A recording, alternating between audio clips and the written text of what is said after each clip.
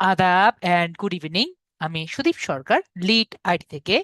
আজকে digital marketing কোর্সের LDM 115 ব্যাচের আজকে 14তম ক্লাস, এবং আজকের ক্লাস টপিক হলো অন পেজ এসইওর ক্লাস।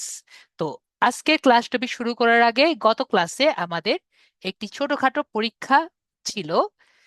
তো সেটি আমি বলেছিলাম যে আমি রেজাল্ট দিব না, তারপর আমি রেজাল্টটি দিয়ে দিয়েছি। যদি আমরা ক্লিক করি, আমরা রেজাল্টটি দেখতে পারবো। ওকে, তো আমরা মোটামুটি দেখতে পাচ্ছি। এবং আপনাদের মোটামুটি কি কি ভুল করেছেন, অনেকেই বলছেন স্যার আমি এখানে ভালো মার্ক পেয়েছি এবং তারপরও আমরা ফেল করেছি।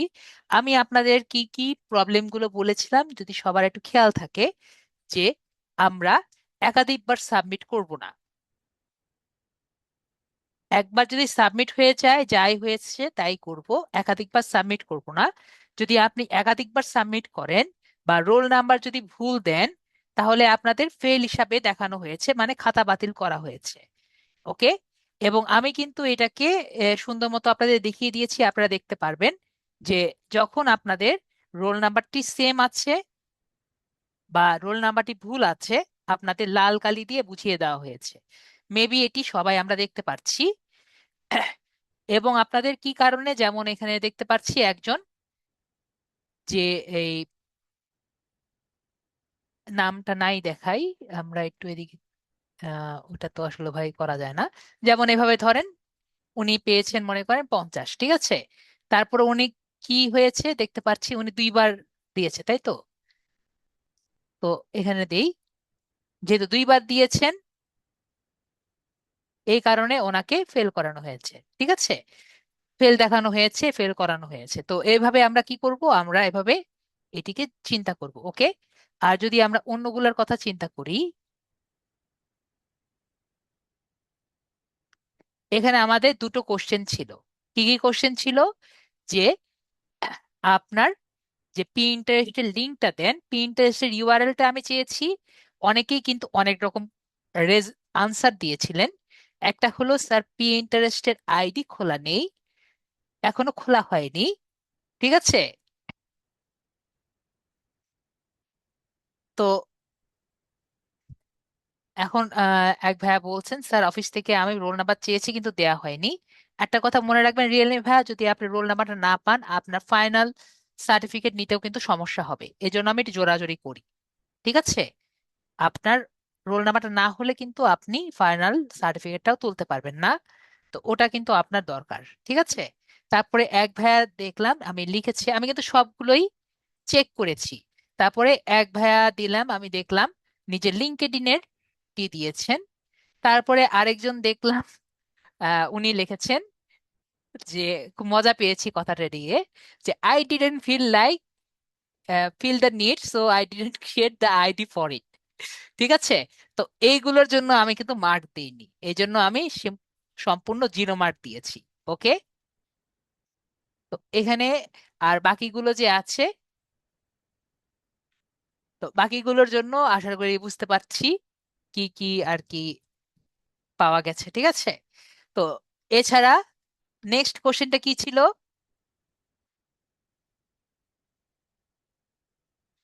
ওকে, রোজা আপু বলছেন ভাইয়া আমি 27 কোশ্চেন পেয়েছিলাম, 25টা এমসিকিউ আর দুইটা 10 মার্কের জন্য। আহ, আরো কি ছিল থাকলেও আর পাইনি। আপনি পরবর্তীতে রোজা আপু বলবেন, আমি পরেরটা দেখে দিব। যদি আপনার এখানে মার্কটি সঠিক না হয় আমি পরে দেখে দিব, ঠিক আছে আপু। যদি এই মার্ক সঠিকটা না হবে মেসেজে দিয়েন, যদি আপনার ইয়ে ঠিক না থাকে, ঠিক আছে। আমি সবগুলো চেক করে দেখেছি। যদি আপনার রোল নাম্বারটি ডাবল না থাকে, তাহলে পাস করলে পাস করবেনই, ঠিক আছে। পাস করলে আর ওটা দিয়ে আর লাভ নেই। 49ও পাস, 50ও পাস। এবং একটা কথা বলে রাখি, আমি কি বলেছিলাম 35-এ পাস, ওটা আমি কমিয়ে 30-এ করে দিয়েছি। ওকে, 30-এ পাস দিয়েছি। শুধু সেটাই না, আপনাদের এখানে সেকেন্ড কোশ্চেনটা কি ছিল? সেকেন্ড কোশ্চেন ছিল যে আপনার যদি ফেসবুক অ্যাড অ্যাকাউন্ট রেস্ট্রিক্টেড হয়, তাহলে আমাদের কি টাইপের আইডি লাগবে অ্যাকাউন্টটি খুলতে? সবার কি মনে আছে কি টাইপের আইডি লাগবে? যদি আপনার ফেসবুক অ্যাড অ্যাকাউন্টে রেস্ট্রিক্টেড হয়, আমাদের কি টাইপের আইডি লাগবে? এই কথাটি মেবি আমি বলতে বলতে আপনাদের হয়রান হয়ে গিয়েছি। সবার মেবি মুখস্থ থাকার কথা, আমাদের স্মার্ট এনআইডি কার্ড অথবা পাসপোর্ট অথবা কি ড্রাইভিং লাইসেন্স, নাকি এটা আমরা আজকে নতুন শুনছি বলেন তো?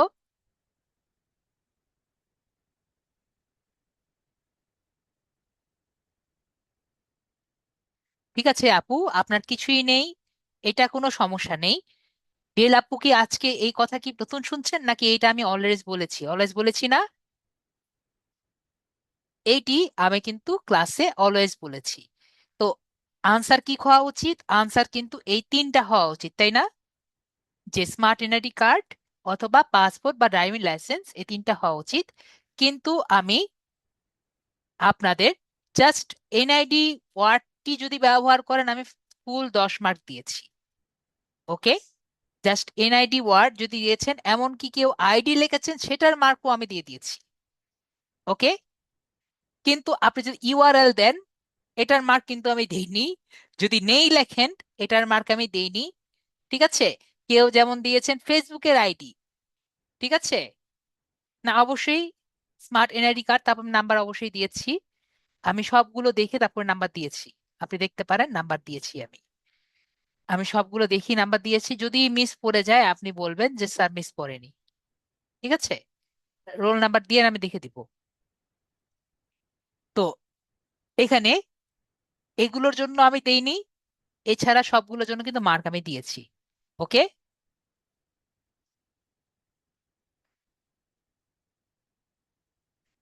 তো আপনাদের যদি আর কোনো কোশ্চেন থাকে যে স্যার আমি দেইনি কোনো কারণে, যেমন বলছেন যে আমি স্মার্ট এনআইডি কার্ড করেও, তাদের রোল নাম্বারটা আমাকে বলবেন, আমি আপনাদের চেক করে দিয়ে আমি আপনাদের দেখিয়ে দিব যে আপনারা কি করেছেন না করেননি। ঠিক আছে? আমি কিন্তু প্রতিটা চেক করে করে তারপরে দেখেছি। ওকে, আশা করি বিষয়টি ক্লিয়ার। আশা করি বিষয়টি ক্লিয়ার, এটা নিয়ে আমাদের আর কোনো কোশ্চেন নেই। তাহলে আমরা এক্সাম নিয়ে ক্লিয়ার হয়েছি মোটামুটি। এক্সাম নিয়ে আমরা সবাই ক্লিয়ার এবং সবাই হ্যাপি। স্যার, নেক্সট কথা, যে এক্সাম তো আমরা করলাম, এখন এক্সাম তো দেওয়ার পরে এটা ফেল হলে আমাদের কোনো সমস্যা আছে? না, ফেল হলে কোনো সমস্যা নেই। আমরা যে এক্সামটা দিয়েছি জাস্ট একটা এক্সপিরিয়েন্স গেইনের জন্য। যারা এখন যে এক্সপিরিয়েন্সটা করেছেন, নেক্সট টাইম সেম ভুল কি আবার করবেন? যেমন আমি দেখলাম একজন 3বার দিয়েছেন, ঠিক আছে, আমাদের এক আপু নাকি ভাইয়া জানি না, একবার দিয়েছেন 3বার। তো সেরকম এই ভুলটা কি আবার করবেন? কোন জানি একজন দিয়েছে, দেখলাম 3বার দিয়েছিলেন, আমার ঠিক খেয়াল নেই। তো একজন দেখেছিলাম 3বার দিয়েছেন। তো সেই কাজটি কি আবার করবেন? আশা করি সেই কাজটা আর ফাইনাল এক্সামে করবেন না। ঠিক আছে? তো এই কাজটি আমরা আর করব না, এবং নেক্সট টাইম আমরা ফাইনাল এক্সামে সবাই ভালো করব। ঠিক আছে? ফাইনাল এক্সাম কিন্তু ছোট হবে না, বড় হবে। সুতরাং আমরা কি করব? আমরা ভালো করব। ওকে, তো এটা আমি আপনাদের, যেটা আমি এখানে লিখেছি, যে 22 আগস্ট 2026 আমি ডিলিট করে দিব, এই পোস্টটি আমি ডিলিট করে দিব। তো যাদের যাদের দেখা দরকার আপনারা কি করবেন দেখে নেবেন, যদি এখনো না দেখেন। ওকে, তাহলে আমরা ক্লিয়ার হয়ে গেলাম যে এই এক্সাম নিয়ে আমাদের সমগ্র বিষয়টি আমরা ক্লিয়ার হয়ে গেলাম। তো আজকে আমাদের ক্লাস টপিক কি? আজকের class topic on page SEO. তো এইগুলোর বিষয়ে আমি কিছু কিছু জিনিস আপনাদের জিজ্ঞেস করি। আপনারা স্ট্যাটিক এবং ডাইনামিক এটা সম্পর্কে জানেন? স্ট্যাটিক ওয়েবসাইট কাকে বলে, ডাইনামিক ওয়েবসাইট কাকে বলে?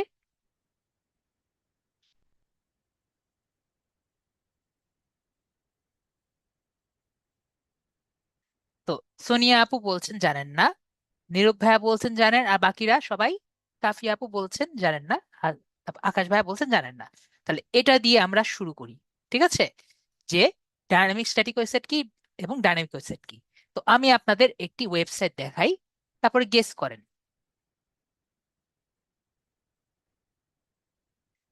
এই যে ওয়েবসাইটটি আছে আমরা দেখতে পাচ্ছি, দেখেন এই ওয়েবসাইটটা কিরকম দেখতে, এরকম এরকম দেখতে আছে, ঠিক আছে।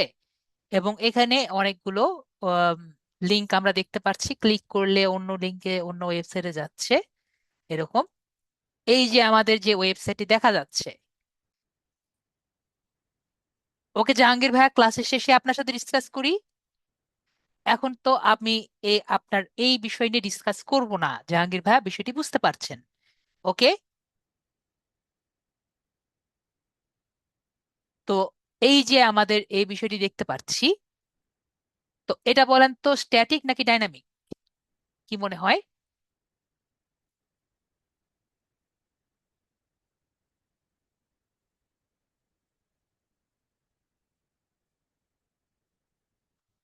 তো এটা বলছেন যে ডাইনামিক না, এটা কিন্তু একটা স্ট্যাটিক ওয়েবসাইট, ঠিক আছে। কেন এটা স্ট্যাটিক ওয়েবসাইট? কারণ এটার কিন্তু ভিতরে ডাটাবেস নাই, ঠিক আছে। বুঝতে পারছি। এটা যদিও একটি ওয়ার্ডপ্রেস টাইপের ওয়েবসাইট, কিন্তু এটার মধ্যে কি নাই? ডাটাবেস নাই। ওকে। তাহলে আমরা কি বুঝবো, কি বুঝলাম আমরা? যে ওয়েবসাইটের মধ্যে আপনার ডাটাবেজ আছে সেটাকে আমরা কি বলি? সেটাকে আমরা ডাইনামিক বলি। ওকে। তাহলে স্যার একটা উদাহরণ দেন, তাহলে আমরা বুঝতে পারবো যে কোন ওয়েবসাইটটা একটা স্ট্যাটিক ডাইনামিক ওয়েবসাইট, তাই না? তো আপনাদের কি আমি আমার এই ওয়েবসাইটে দেখিয়েছিলাম, মনে আছে?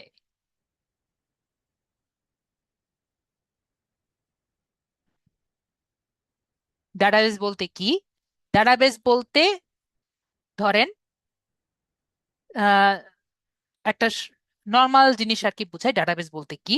ডাটাবেস বলতে হতে পারে যে স্টুডেন্টদের নামের তালিকা হতে পারে একটা ডাটাবেস, ঠিক আছে। হতে পারে যে আইডি, নেম, ঠিক আছে। এগুলো দিয়ে কি করলাম, এটা দিয়ে তো দেখা যায় না। ধরেন আইডি, নেম, তাদের জয়েন করার ডেট, এগুলো দিয়ে কি করেছেন? এগুলো দিয়ে তাদের একটা নামের তালিকা করে একটা টেবিল বানিয়েছেন। আরো যদি আমি আপনাদের বুঝাই, যেমন এটার যদি আমি ডাটাবেস করেছিলাম এই যে মার্কেটিং টুলকিট দিয়ে, এটা কি ওয়েবসাইট দেখিয়েছিলাম না আপনাদের? জাস্ট ইয়েস বা নো বলেন, এটা ওয়েবসাইট দেখিয়েছিলাম। তো এই যে রিয়েক্ট টুলকিট দিয়ে এইখানে যে আমি ঢুকছি, এটা কিন্তু ডাটাবেজে আর কি যায়, ঠিক আছে। তো এটা কোন ডাটাবেজে যায়? আমি যদি আমার নিজের ওয়েবসাইটের মধ্যে আর কি যাই, লোকাল হোস্ট, ও সরি এটা না,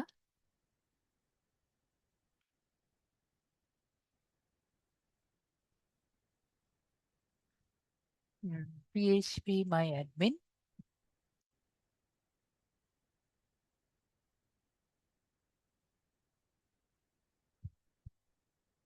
হ্যাঁ, কোনো কিছু টেবিল বা সাজিয়ে তো রাখে ডাটাবেস বলে, একরকম বলতে পারেন। যেমন আমাদের এটার হলো ডাটাবেস টুলকিট, ঠিক আছে। তো এই যে দেখতে পাচ্ছেন না, এই প্রম্পটের টেবিল, তারপরে এই যে প্রম্পটের জন্য আমি টেবিল বানিয়েছি, তারপরে আমাদের এই সেভ প্রম্পটের জন্য আলাদা আলাদা টেবিল বানিয়েছি। ওকে। তো এই যে আমাদের টেবিলগুলো আছে না, এগুলো কি? এইটা কিন্তু একটা ডাটাবেস, ঠিক আছে। তো এই ওয়েবসাইটটা এই ডাটাবেসের সাথে লিঙ্ক আপ আছে। ওকে। তো এই যে যেহেতু এই ওয়েবসাইটের ডাটাবেসের সাথে লিঙ্ক আপ আছে, তো এর জন্য এটাকে কি বলবো? এটাকে আমরা একটি ডাইনামিক ওয়েবসাইট বলবো। বিষয়টি আমরা ক্লিয়ার? তাহলে আমরা কি বুঝলাম? যদি একটি ওয়েবসাইট একটি ডাটাবেসের সাথে কানেক্টেড থাকে তাকে আমরা ডাইনামিক ওয়েবসাইট বলি, এবং যে ওয়েবসাইটটা একটি ডাটাবেসের সাথে কানেক্টেড থাকে না তাকে আমরা স্ট্যাটিক ওয়েবসাইট বলি। তো ডাটাবেসের সাথে কানেক্টেড থাকলে আমরা এটার মধ্যে অনেক কিছু করতে পারি। যেমন ডাটাবেসের সাথে কানেক্টেড থাকলে আমরা এর সাথে জাভাস্ক্রিপ্ট যুক্ত করতে পারি। তারপরে যেমন আমি এখানে একটা ওয়েব অ্যাপ বানিয়েছি, এটা করতে পারি। আরো অনেক কিছু আমরা এটার মধ্যে আর কি অ্যাপ্লাই করতে পারি। তারপরে এই যে আমরা যে যেমন আরেকটি আমাদের ডাটাবেস আছে এরকম একটি ওয়েবসাইটের কথা কি, আপনারা একটা উদাহরণ দেন। ডাটাবেজ আছে এমন একটি ওয়েবসাইটের উদাহরণ দেন যেটা আমরা প্রায় ব্যবহার করি, জানেন?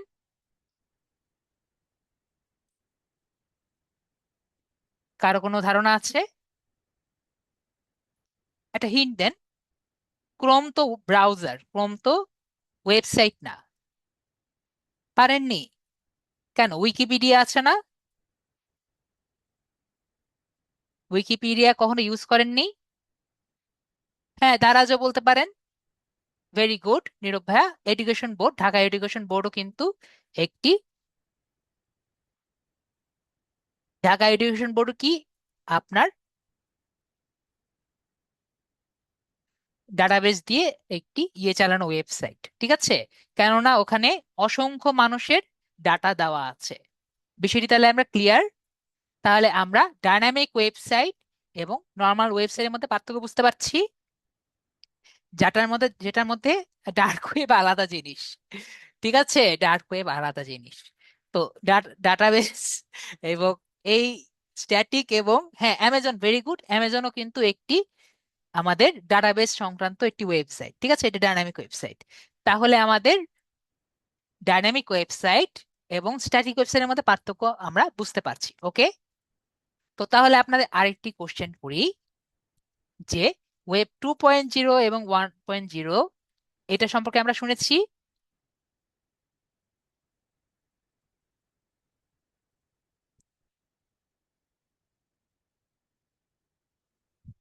তাহলে আমরা নিরূপ ভাইয়া ব্যতীত মোটামুটি কেউ 2.0 এবং 1.0 সম্পর্কে জানি না। তো আমি আপনাদের তাহলে গেস করে করতে বলি, বলেন তো এই ওয়েবসাইটটা 2.0 নাকি 1.0? কি মনে হয়, কোনটা হতে পারে?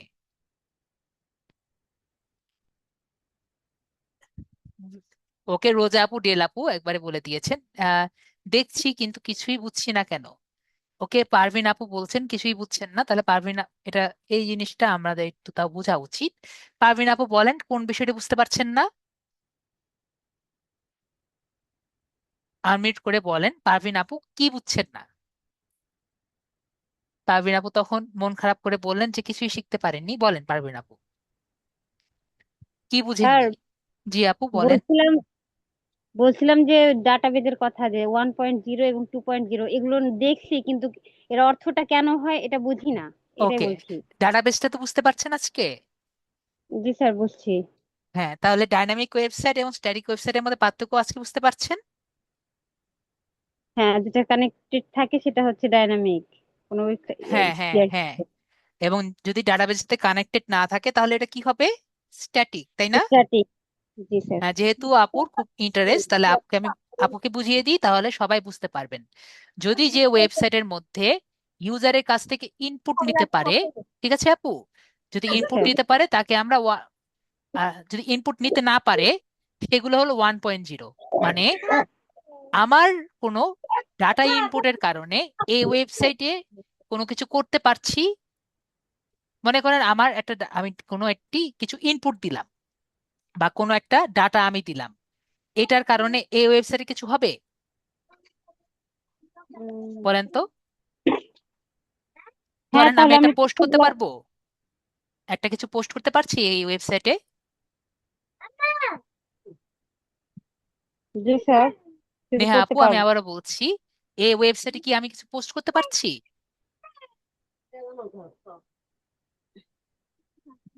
না স্যার।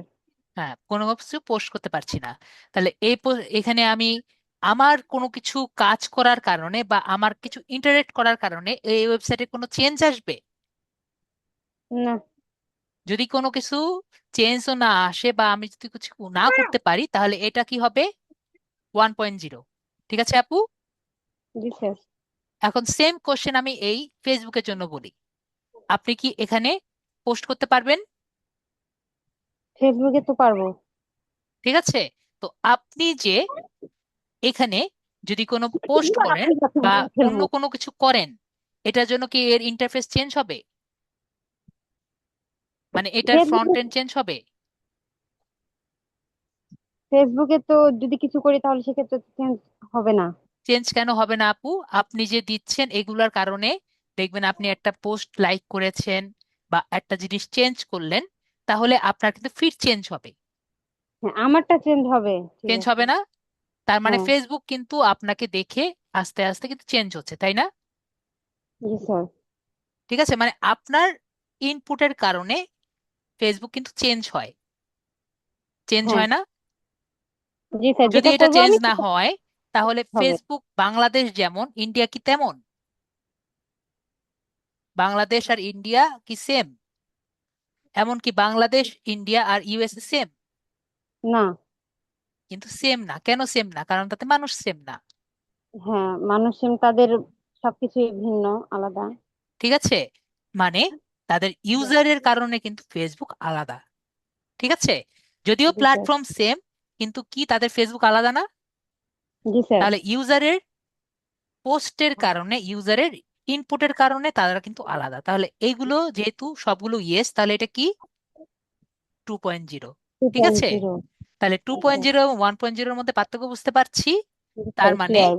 হ্যাঁ, যে তার মানে আমাদের ডাটা নিয়ে যখন সে আমাদেরকে বিভিন্ন ধরনের জিনিসপত্র দিতে পারে, তখন সেটা কি হচ্ছে? সেটা হলো আমাদের 2.0। তো এইগুলোর কারণেই আপনাকে কি দিতে পারে? সুন্দর সুন্দর অ্যাড দিতে পারে। ঠিক আছে নেহা আপু, বুঝতে পারছি। আপনি জাস্ট গুগলে একটি জিনিস সার্চ করেন, মনে করেন আপনার ফ্রেন্ড একটা গাড়ি কিনবে। আপনি গুগলে সার্চ করেন যে কার প্রাইস ইন বাংলাদেশ। আপনি শিওর থাকেন ফেসবুকে সেই গাড়ির অ্যাড আপনাকে দেখাবে, আজকে দেখাক, কালকে দেখান, পরশু দেখাক। এটা কেন দেখাবে আপু? কানেক্টেড আছে যে ইয়েটা, বুঝতে পারছে। এর মানে কারণ আপনার কাছ থেকে পুরো ডাটা কিন্তু সে অলওয়েজ কালেক্ট করে। ঠিক আছে আপু, জি স্যার। ফেসবুক আপনার ডাটা কালেক্ট করে, গুগল কি করে, আপনার ডাটাও কিন্তু শেয়ার করে। ফেসবুক কি করে, আপনার ডাটাগুলো, আপনার ইনপুট গুলো কিন্তু কালেক্ট করছে। কিভাবে কালেক্ট করছে? এই যে আমার 2.0-র কারণে। ঠিক আছে, 2.0 কি করে, ইউজারের কাছ থেকে ডাটাগুলো কালেক্ট করে, ডাটা কালেক্ট করে সে আপনাকে বেস্ট এক্সপিরিয়েন্স দেওয়ার চেষ্টা করে। এই কারণে আপনি কিন্তু গাড়ি দেখতে পাচ্ছেন, এই কারণে আপনি কিন্তু বাড়ি দেখতে পাচ্ছেন না। ঠিক আছে, এই বিষয়টা বুঝতে ডাটাগুলো পারছি। নেওয়ার জন্যই আমরা যখন কোনো কিছু দেখি, তো দেখার জন্য সেই বিষয়ে মানে সেই সংক্রান্ত অল সব চলে আসে। হ্যাঁ আপু, তার মানে এটা পজিটিভ দিক কি? আপনাকে সে বাড়ি দেখাচ্ছে না। ঠিক আছে, আর নেগেটিভ দিক কি? আপনার প্রাইভেসি নেই। ঠিক আছে, হুম। আপনি যা খুশি সবই কিন্তু সে আপনাকে 24 আওয়ার্স দেখতে পারছে। বিষয়টি ক্লিয়ার? জি স্যার, বুঝছি। ঠিক আছে, তাহলে আমরা 1.0 এবং 2.0 বিষয়টি ক্লিয়ার হয়েছি। ঠিক আছে, জি স্যার। তাহলে আপাতত ক্লিয়ার। তাহলে আপু, জি স্যার। তাহলে ক্লিয়ার। আপুর মনের যে কোশ্চেন ছিল, স্যার 1.0 2.0 শুনেছি, কিন্তু আমরা বুঝতে পারিনি, আজকে আপু তাহলে ক্লিয়ার হয়েছেন। তাহলে আমরা 1.0 2.0 তাহলে কি বুঝলাম? যে 1.0 কি?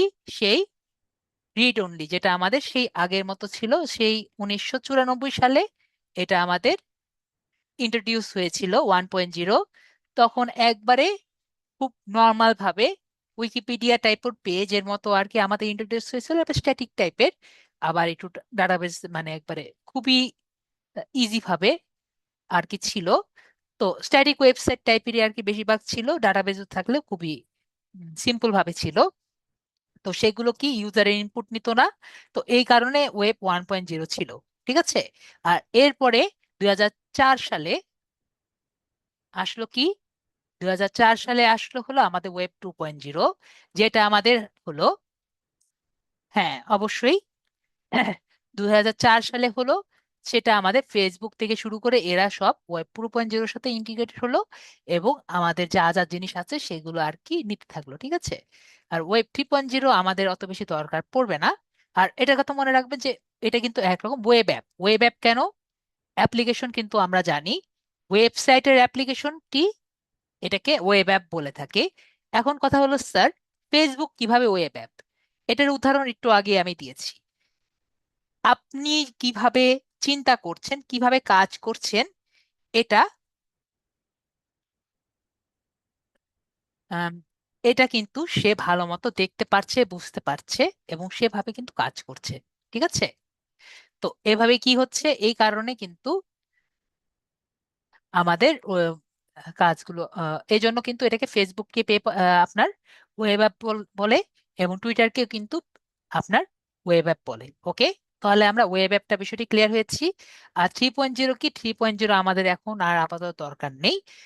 এটি হলো আপনার যখন আমাদের আরো অ্যাডভান্সড ওয়েবসাইট আর কি ইন্ট্রোডিউস হবে, মানে এর সাথে এআই থাকবে, তারপরে আমাদের ওয়েবসাইটটা আরো বেশি সিকিউর হবে। এগুলো আমি আর এটা নিয়ে আর বেশি আলোচনা করলাম না, কারণ আমাদের এটা অত বেশি দরকার নেই। ঠিক আছে, এর মধ্যে আমাদের থাকবে ডিসেন্ট্রালাইজেশন, ট্রাস্টফুল অ্যান্ড পারমিশন, তারপরে থাকবে আমাদের এআই, তারপর হবে কানেক্টিভিটি। এগুলো নিয়ে আমি আর আলোচনা করলাম না। আপনাদের দরকার থাকলে জানবেন, এগুলো আমাদের না জানলেও হবে। ঠিক আছে। ওকে, আমি তো এটা লক্ষ্য করি নাই। দাঁড়ান,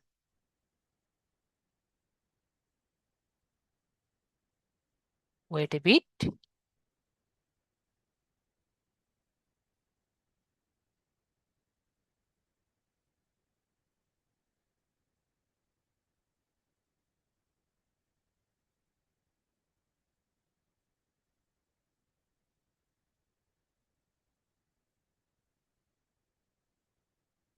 করে দিচ্ছি।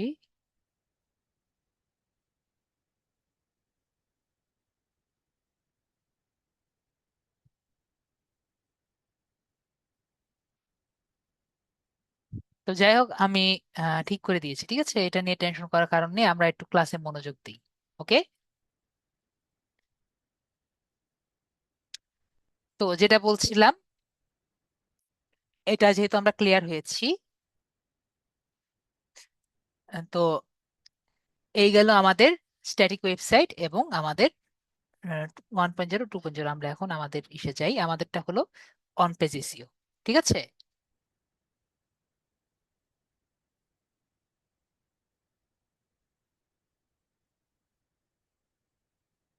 তো অন পেজ এসইও এর মধ্যে যদি আমরা দেখি, আমি চ্যাট পোর্শন বন্ধ করে দিয়েছি। টাইপস অফ এসইও আমি কিন্তু আপনাদের শিখিয়েছি। টাইপস অফ এসইওটা কি? নর্মালি টাইপস অফ এসইও হলো তিন প্রকারের হয়। একটা হলো on page SEO, technical SEO এবং অফ পেজ এসইও। তো অন পেজ এসইও বলতে কি বোঝায়? আগে আমি টেকনিক্যাল এসইওটা একটু বুঝিয়ে নেই, যদিও আমাদের টেকনিক্যাল এসইও ক্লাস হবে না। টেকনিক্যাল এসইও কি? যে এসইওতে আমাদের সম্পূর্ণ কোড বেসড, ঠিক আছে, কোড বেসড আর কি আমাদের এসইওটি করা হয়, সেটি আমাদের টেকনিক্যাল এসইওর মধ্যে পড়ে। ঠিক আছে, কোড বেসড বলতে যাতে আমাদের ওয়েবসাইটটা খুব দ্রুত আর কি লোড হয়, তারপরে হলো মোবাইল ফ্রেন্ডলি হয়। তারপরে মোবাইল ফ্রেন্ডলি বলতে এখন ওয়েবসাইটের লোডিং টাইম কম হওয়া, মানে এখন আপনি ওয়েবসাইট বানিয়েছেন কিন্তু ওয়েবসাইটটি দেখা যাচ্ছে লোড হতে সময় লাগছে, তো আমাদের তখন অনেক কিছু করা লাগে যাতে লোড টাইমটা কম হয়। এখন স্যার লোড টাইমটা কম হলে আর কি ইউজারের সুবিধাটা কি? মনে করেন লোড টাইমটা কম হলে ইউজার কিন্তু আপনার ওয়েবসাইটে বারবার আসবে এবং আপনার ওয়েবসাইটে আসতে আরো বেশি সবাইকে বলবে। এখন মনে করেন আমার ওয়েবসাইটটা অনেক স্লো, লোড হতে অনেক বেশি ছবি আছে এবং লোড হতে সময় লাগে, তাহলে দেখবেন মানুষ আসতে ইচ্ছা বোধ করবে না। মনে করেন আপনার ওয়েবসাইট লোড হতে যদি 1 মিনিট সময় লাগে, সেই 1 মিনিট সময় কিন্তু সে বসবে না, সে চলে যাবে। তো আপনার ওয়েবসাইট যাতে দ্রুত লোড হয় সেটির কাজ কিন্তু করতে হবে। তারপর মোবাইল ফ্রেন্ডলিনেস। মোবাইল ফ্রেন্ডলিনেস মানে হলো আপনার ওয়েবসাইট যাতে মোবাইলে ভালো মতো ব্যবহার করা যায়।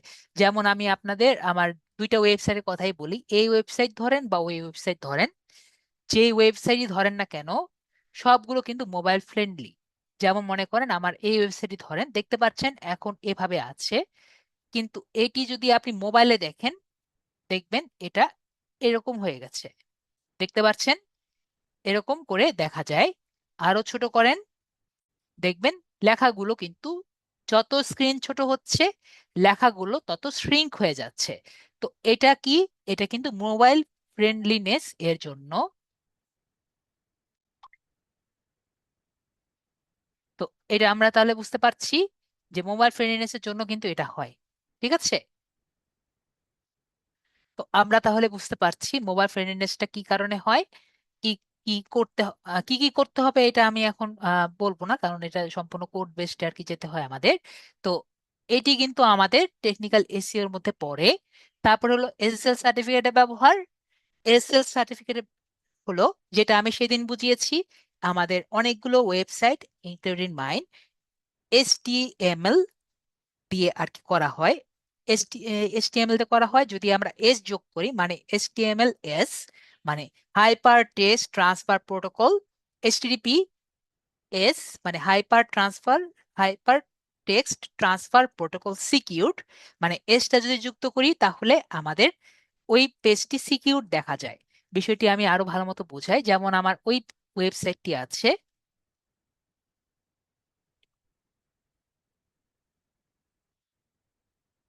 এই ওয়েবসাইটটি যখন দেখবেন, এখানে ক্লিক করলে দেখবেন যে দিস কানেকশন ইজ সিকিউরড। কিন্তু আমার যদি এই পেজটি যান, এখানে কি লেখা আছে? মনে হয় লেখা থাকার কথা না। ও, এটাও এখন সিকিউরড আছে। কিন্তু এখান থেকে যদি আমি এসটা সরিয়ে দেই, এটা আমি রিডাইরেক্ট করি নাই, তো দেখতে পাচ্ছেন এখন কি লেখা আছে? Not secured.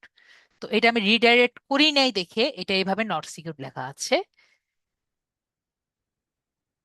তো রিডাইরেক্ট করলে তখন আর কি সিকিউরড লেখা আসবে। ঠিক আছে, আমি রিডাইরেক্ট এটা করি নাই। তো আশা করি বুঝতে পারছি সিকিউরড এবং নট সিকিউরড বিষয়টি ক্লিয়ার। তো এসএসএল সার্টিফিকেট নর্মালি থাকে, তো যদি এসএসএল সার্টিফিকেট না থাকে তাহলে এই যে নট সিকিউরড এভাবে লেখা থাকবে। ওকে। তারপর হলো সাইট ম্যাপ এবং robot TXT file. Site map robot TXT file মানে হলো আমাদের ওয়েবসাইটকে একটি ক্যাটেগরাইজ করা। এখন আমাদের ওয়েবসাইটটি নর্মালি মধ্যে গুগল সাইট কনসোলের মধ্যে যদি আমরা সাইট ম্যাপ করে দেই, তাহলে ওয়েবসাইটটি আরো দ্রুত আর কি র্যাঙ্কিং হয়। ঠিক আছে, এবং গুগলে সার্চ দিলে আর কি পাওয়া যায়। তো এটি আর কি যদি আমাদের সময় হয় আমি বুঝিয়ে দিব। তো আমি আপনাদের ছোট করে বুঝিয়ে দিই সাইট ম্যাপ এবং রোবট টিএক্সটি ফাইল বিষয়টি কি। আমরা কি বই পড়েছি? বই পড়ার সময় আমরা যখন সূচিপত্র দেখেছি, তখন সূচিপত্রে বইয়ের উপরে লেখা থাকতো না যে বইয়ের মধ্যে কোন কোন জিনিস দেওয়া আছে সূচিপত্রে? মেবি সূচিপত্রে দেওয়া আছে আসলে কি কি আর কি আছে, সবাই দেখেছেন মেবি, 1 2 3 4 করে। তো এই যে সূচিপত্র যে আছে এটাকে কি বলে? এটা হলো ওয়েবসাইটের সাইট ম্যাপ। এখন ওয়েবসাইটের সাইট ম্যাপ করে আসলে সাইট ম্যাপিং করে লাভটা কি? মনে করেন আপনি চাচ্ছেন আপনার ওয়েবসাইটটি দ্রুত গুগলে র্যাঙ্কিং করুক। তো আপনার মেবি গত ক্লাসটি যদি আপনার মনে থাকে, আই মিন আমাদের গত ক্লাসটি এর আগের ক্লাস যদি আপনার মনে থাকে,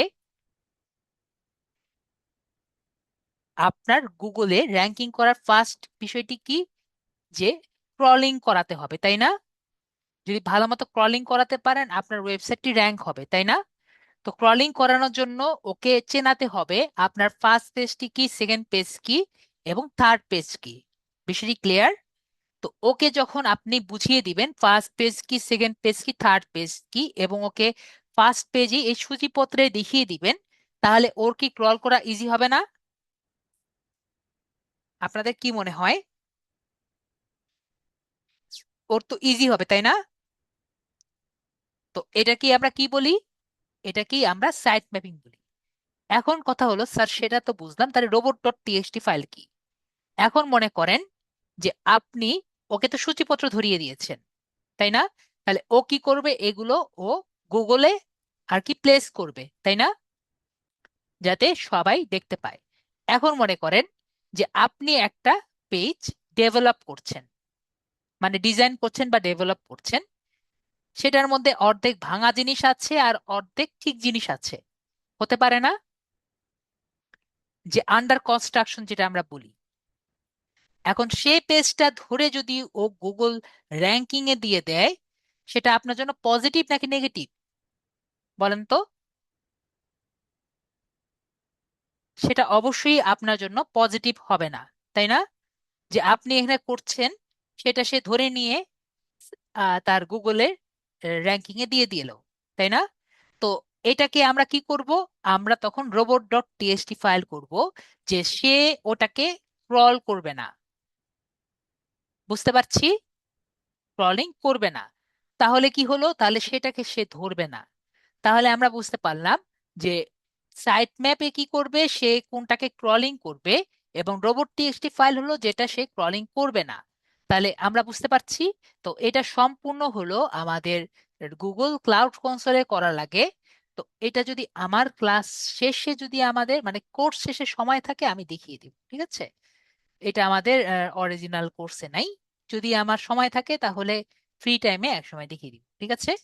তো আমাদের তাহলে আজকে ক্লাসের বিষয় কি? এগুলো কিন্তু সম্পূর্ণ আমাদের code based. Okay, loading time, mobile friendliness, SSL certificate, এবং সাইট ম্যাপ, এবং রোবট টিএক্সটি ফাইল। তো আমাদের এখানে কি আছে, একটা হলো on page SEO. On page SEO বলতে কি, আমাদের একটি ওয়েবসাইটের মধ্যে থেকে আমরা কি কি কাজ করতে পারি যাতে ওয়েবসাইটটি উপরের দিকে উঠে। তাহলে কি, মানে সঠিক কিওয়ার্ডের ব্যবহার, তারপর সঠিক ট্যাগ নির্বাচন, তারপরে হলো উচ্চমানের কন্টেন্ট তৈরি, তারপরে কন্টেন্টের প্রতি ইউজারের ট্রাস্ট বাড়ানো, তারপর ইমেজকে অপটিমাইজেশন করা, তারপরে ওয়েবসাইটের মধ্যে ইন্টারনাল লিঙ্কিং করা, মানে একটা পেজের সাথে আরেকটা পেজ, বা ওয়েবসাইটের মধ্যে বা একটি পেজের সাথে আরেকটি ওয়েবসাইটের আর কি লিঙ্ক আপ করা আর কি। তারপরে ছোট এবং কার্যকর ইউআরএল করা, তারপরে হেডিং ট্যাগ এবং মেটা ডেসক্রিপশন, যেটা আমি আজকে যদি পারি দেখাবো, বা নেক্সট ক্লাসে পারি যদি দেখাবো, মনে করাই দিবেন। তো এইটুকু যে আছে, এইটুকু তো আমরা মোটামুটি বুঝতে পারছি না? একটু বলেন, এইটুকু কি মোটামুটি বুঝতে পারছি নাকি বুঝতে পারিনি? আমি ক্লাসে মেবি ছোটখাটো ভাবে বুঝিয়েছিলাম। এটা কি বুঝতে পারছি আগে বলেন? ওকে বলছেন, বুঝতে পারছি। এখন বিষয়টি একটু খেয়াল করে দেখেন যে এই সবগুলো ওয়ার্ড কি একটি জিনিস ঘুরে ফিরে একটি জিনিস দেখায় নাকি দেখায় না? যদি আপনি সঠিক কিওয়ার্ড নির্বাচন করেন, মানে তো কিওয়ার্ড নির্বাচন করছেন, এটা তো এক কথাই কি ওয়ার্ড। মনে করেন সঠিক ট্যাগ নির্বাচন করছেন, এটাও কি কিওয়ার্ড না? উচ্চমানের কন্টেন্ট তৈরি কিওয়ার্ড ছাড়া পারবেন? পারবেন না। কন্টেন্টের প্রতি ইউজারের ট্রাস্ট বাড়ানো, এটাও কি কিওয়ার্ডের উপরে কিওয়ার্ডের উপর নির্ভরশীল না? ইমেজকে অপটিমাইজেশন করা, যেমন আমি আপনাদের উদাহরণ দিয়েছিলাম, একটি ছেলে বল খেলে, এটাকে অপটিমাইজ করবেন, এটার জন্য কিওয়ার্ড লাগবে না? তারপরে ওয়েবসাইটের মধ্যে ইন্টারনাল লিঙ্কিং, এটার মধ্যেও কিন্তু ঘুরে ফিরে একটু হলেও আমাদের কি লাগবে, কিওয়ার্ড লাগবে। ছোট এবং ওয়েবসাইটের ইউআরএল, এটার মধ্যেও কিন্তু ঘুরে ফিরে একটু হলেও আমাদের কিওয়ার্ড লাগে। হেডিং ট্যাগস, ওটার মধ্যেও আমাদের কিওয়ার্ড লাগে। এই মেটা ডেসক্রিপশনের মধ্যেও আমরা কিওয়ার্ডই আর কি লিখি। তো এই আমাদের ঘুরে ফিরে কি হচ্ছে, এই কিওয়ার্ডই লাগছে। তাহলে আমাদের এই কিওয়ার্ড ছাড়া অন পেজ এসইওতে ঘুরে ফিরে কিছুই নাই, ঠিক আছে? তার মানে আপনি যদি সঠিক কিওয়ার্ড নির্বাচন করতে পারেন এবং সঠিক কিওয়ার্ড দিয়ে এটি কন্টেন্ট লিখতে পারেন, তাহলে আপনার ওয়েবসাইটটি ইজিলি এসইও করা যায়। ওকে, তাহলে আমরা বিষয়টি ক্লিয়ার। তাহলে আমরা একটা কাজ করি, আমরা একটি সিনারিও চিন্তা করি যাতে আমরা বিষয়টি আরো ভালো মতো বা কিছু কিওয়ার্ড খুঁজতে পারি। ধরেন আপনাকে একজন একটা ক্লায়েন্ট মেসেজ দিয়েছে, বলছে যে আমার কিছু মনিটর আছে, তো আমি মনিটর নিয়ে একটি ওয়েবসাইট বানাবো, বা আমি একটি পেজ বানাবো, ফেসবুক পেজ বানাবো, যাই ইচ্ছা বানাবো। তুমি আমাকে মনিটরের কিছু কিওয়ার্ড বের করে দাও, ঠিক আছে? তো আপনাকে কাছে কি চেয়েছে, মনিটরে কিছু কিওয়ার্ড চেয়েছে।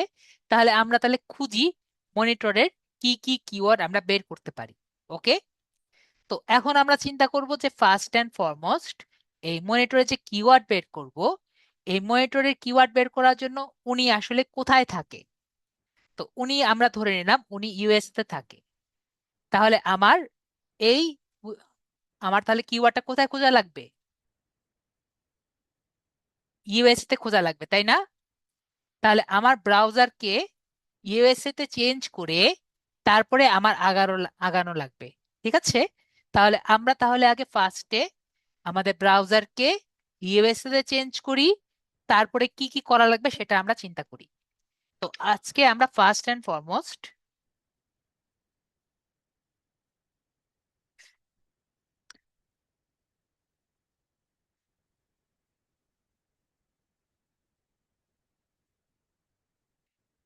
তো আমরা ফার্স্ট এন্ড ফরমোস্ট আমরা যেটা করি,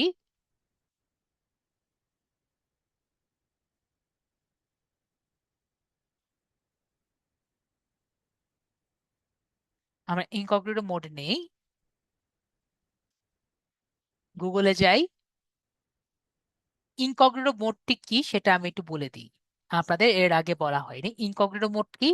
ইনকগনিটো মোড হলো এমন একটি ব্রাউজার যার মধ্যে আপনার হিস্টোরি থাকবে না।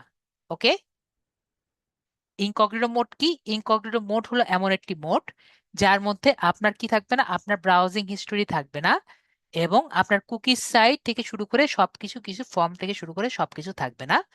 মানে ও সেভ করবে না। ওকে, তার মানে আপনি যে ভিজিট করছেন বা এমপ্লয়ীদের স্কুল থাকছেন বা ইয়ে যে করছেন, এগুলো কি থাকবে না, আপনি কেউ আর কি ভিজিবল থাকবে না। বিষয়টি ক্লিয়ার? তাহলে আমরা ক্লিয়ার যে আসলে এটা কি। ওকে, বেবি আমরা ক্লিয়ার? তো মনে করেন তাহলে আমরা যদি ইনকগনিটো মোড ইউজ করি, তাহলে একরকম আমরা চুপি চুপি করে আর কি সব ওয়েবসাইটে যেতে পারি, এবং ওই ওয়েবসাইট থেকে বিভিন্ন ধরনের ডাটা যে আমার কাছ থেকে, আর আমি ওই ওয়েবসাইটে যে ডাটাগুলো দিব, ওই ডাটাটা আমার ব্রাউজারে সেভ করবে না, এবং আমার ওই ইন্টারনেট প্রোভাইডার যে দিচ্ছে সেটাও সেভ করছে না। তো এই কারণে আমরা আমাদের ব্রাউজারকে ইচ্ছা মতো চেঞ্জ করতে পারি, এবং মোবাইলেও কিন্তু ইনকগনিটো মোড আছে, এটা কি আমরা জানি? বলেন তো, কেউ কি ট্রাই করে দেখেছেন মোবাইলের ইনকগনিটো মোড? মোবাইলে থ্রি ডটস এ ক্লিক করলে আপনারা ইনকগনিটো মোড পেয়ে যাবেন। ঠিক আছে, আপনি গুগল ক্রোমে যাবেন, গুগল ক্রোমে ক্লিক করে থ্রি ডটসে ক্লিক করবেন, তারপরে আপনারা ইনকগনিটো মোড পেয়ে যাবেন। ঠিক আছে সোনিয়া আপু এবং আমাদের আম, নেহা আপু, ট্রাই করবেন আজকে ক্লাসের শেষে। ঠিক আছে, তো আমরা ইনকগনিটো মোডটি কি আমরা তাহলে বুঝতে পারছি। তো এখন কথা হলো, ইনকগনিটো মোডটি আমাদের লাভটি কি হয়? ইনকগনিটো মোডটি দিয়ে কি আমরা একবারে চোরাই পথে আগাতে পারি? বিষয়টা কিন্তু এরকম হয় না, আমাদের আইপিটা কিছুটা হাইড হয়। ঠিক আছে, কিন্তু এই বলে আমাদের লোকেশনটা সম্পূর্ণভাবে হাইড হয় না। তো এর জন্য আপনি আরো অনেক ব্রাউজার আছে, যেমন টরেন্টো ব্রাউজার আছে। ঠিক আছে, টরেন্ট ব্রাউজার আছে, আম, তারপরে ব্রেভ ব্রাউজার আছে, সেগুলোতে কি করতে পারেন, সেগুলো দিয়ে করতে পারেন। ঠিক আছে, আমার এখানে এখন আজান হচ্ছে না, আজান হলে আমি মিউট হয়ে যাব। ঠিক আছে, সমস্যা নেই। তো এইটুকু আমরা ক্লিয়ার হয়েছি। এখন আমরা তাহলে আগে গুগলে যাই। গুগলে যাওয়ার পরে আমরা এখানে আর কি দেই, ফার্স্টে আমরা গুগলে গেলাম। এখন কাজ হলো, এটা তো গুগল আছে কোথায়, বাংলাদেশে, তাই না? এই গুগলটাকে আমরা কোথায় নিব? আমরা নিব হলো আমাদের ইউএসএ তে, তাই না?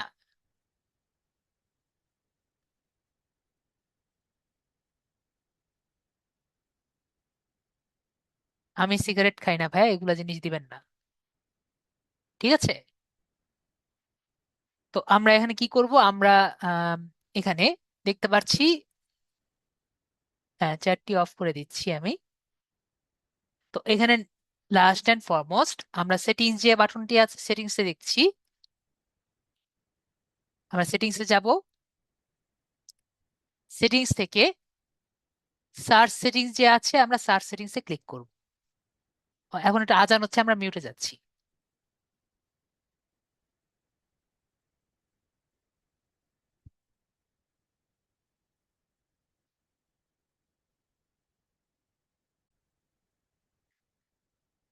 তো আমরা এখানে সার্চ সেটিংস দিচ্ছি,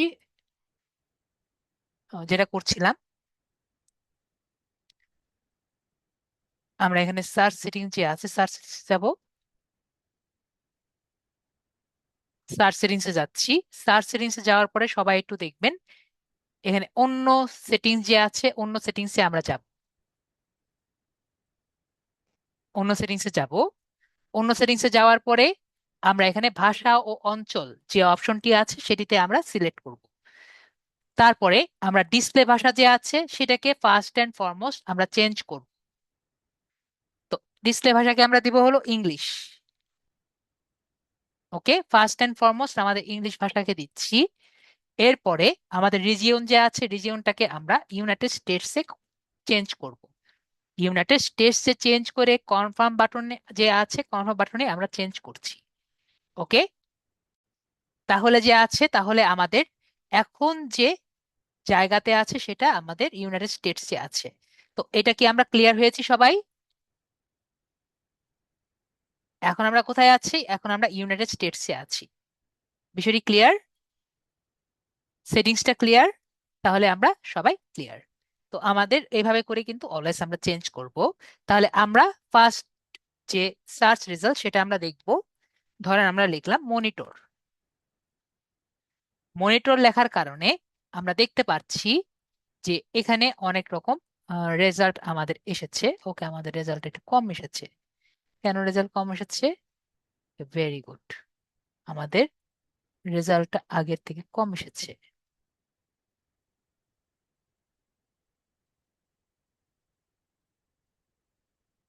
কারণ আগের থেকে যেহেতু চেঞ্জ হয়েছে এই জন্য একটু কম এসেছে। ওকে, আলাদা শপিং একটা অপশন এসেছে। তো আগে শপিংটা একসাথে আসতো, তারা এখন আলাদা আলাদা দিয়ে রেখেছে। এই দুটো আগে আগে একসাথে আসতো, তারা ইন্টারফেস চেঞ্জ করেছে। তো যাই হোক, আমরা দেখলাম এখানে কিছু কিছু অপশন এসেছে। তো মনিটর আমার জানা মতে মোটামুটি একটি শর্ট টেল কিওয়ার্ড। তো এটাকে আমরা কপি করব। কপি করে কোথায় লিখবো? এটা লেখার তো জায়গা লাগবে, তাই না? তো আমরা কি করব? আমরা একটি গুগল ডক নিব। গুগল ডক সম্পর্কে আমাদের জানা আছে, এটি সাদা খাতা নিব। তো সাদা খাতাকে আমরা কি বলি? গুগল ডক বলি। তো আমরা একটি নতুন ট্যাব নিচ্ছি। নতুন ট্যাব নেওয়ার পরে এই যে সবাই 9 ডটস দেখতে পাচ্ছি ডান দিকে, ডান দিকে আমরা 9 ডটস দেখতে পাচ্ছি। তো 9 ডটসে আমরা ক্লিক করব। 9 ডটসে ক্লিক করার পরে এখানে ডক্স একটি অপশন আমরা পাবো। তো ডক্সে আমরা ক্লিক করব। ডক্সে ক্লিক করার পরে এই যে ব্ল্যাঙ্ক ডকুমেন্ট যে দেখতে পাচ্ছি, আমরা ব্ল্যাঙ্ক ডকুমেন্টে ক্লিক করব। তো ব্ল্যাঙ্ক ডকুমেন্টে ক্লিক করলে আমরা এখানে সব ধরনের কিছু দেখতে পাচ্ছি। তো এখানে আমরা লিখব, ধরেন লিখি এলডিএম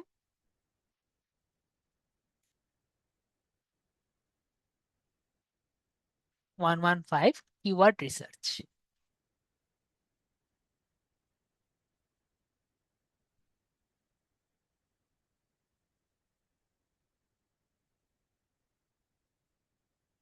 এখানে লিখি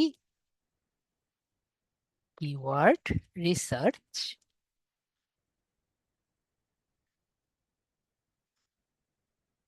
এখান থেকে আমাদের মনিটর যে ওয়ার্ডটি আছে এটা আমরা নিলাম। আর কি কি নেওয়া যায় সেটা আমরা দেখি। ওকে, এখন তো দেখছি যে সম্পূর্ণ চেঞ্জ হয়ে গেছে রিসেন্টলি, কয়েকদিন আগেও ছিল না, সব চেঞ্জ হয়ে গেছে। তো এখন আমরা আর কি দেওয়া যায়? আইপিএস তো হবে না, আমরা দেই গেমিং মনিটর দিয়ে ট্রাই দেখি যে কি এটা ইউজফুল হয় নাকি। দেখছি গেমিং মনিটর দিয়ে মোটামুটি আমাদের অনেকগুলো রেজাল্ট আসছে। এবং শপিং এ ক্লিক করলে দেখবো এটা দিয়েও আমাদের মোটামুটি ভালো রেজাল্ট আসছে। ওকে, দেখছি দুটা দিয়ে আমাদের ভালো রেজাল্ট যেহেতু আসছে, তাহলে আমরা এটাকেও রাখতে পারি। ওকে, তো গেমিং মনিটর আমরা রাখলাম। হ্যাঁ, এলইডি মনিটর রাখা যায়। তো আমরা এলইডি মনিটরও নিব, যেহেতু ভাইয়ারা এলইডি মনিটর বলছে, এলইডি মনিটর নেই।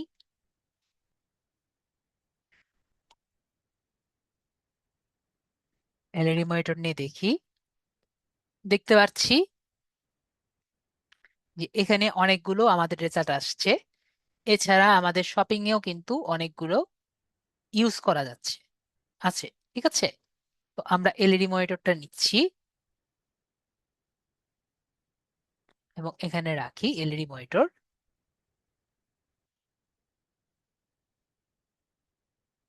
তারপরে তাহলে আর কি দেওয়া যায়?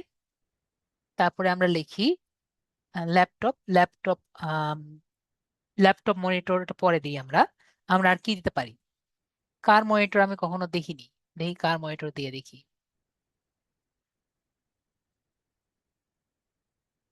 কার মনিটর কখনো ব্যবহার করিনি, তাও দিয়ে রাখি, সমস্যা নাই, পরবর্তীতে আমরা দেখবনি। ওকে, কার মনিটর দিয়েও কিন্তু দেখতে পাচ্ছি শপিং শপিং এ অনেক রকম আছে আর কি। সেলফোন হবে না, সেলফোন তো মোবাইল হলো না। তাহলে কার মনিটর রাখি। তারপরে আমাদের কি দিতে পারি? তারপরে আমরা দিলাম, ধরেন,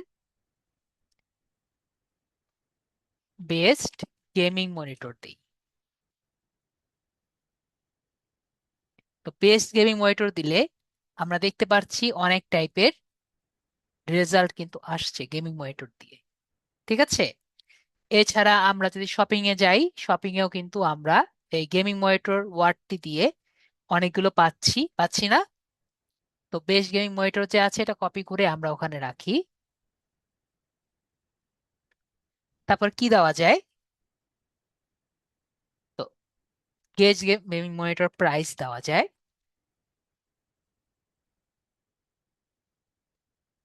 তো এখানে দেখতে পাচ্ছি এখানে আছে। এছাড়া আমাদের শপিং এর মধ্যেও কিন্তু আমরা দেখতে পাচ্ছি মনিটর প্রাইস দিয়ে কিন্তু আমরা পাবো কিছু। ঠিক আছে, তো এটাকেও আমরা রাখতে পারি।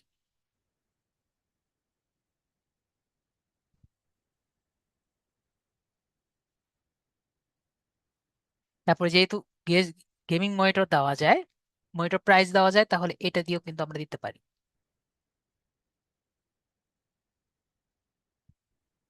ও, আমি কি এখন কি দিলাম? ও, গেমিং মনিটর প্রাইসে তো দিয়েছি, তাহলে মনিটর প্রাইসও দিতে পারি। গেমিং বাদ দিয়ে দিই।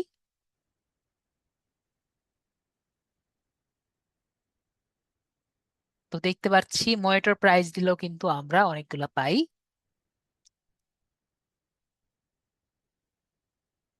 তাহলে এটাকেও আমরা কি করি, এটাকে আমরা রেখে দিই।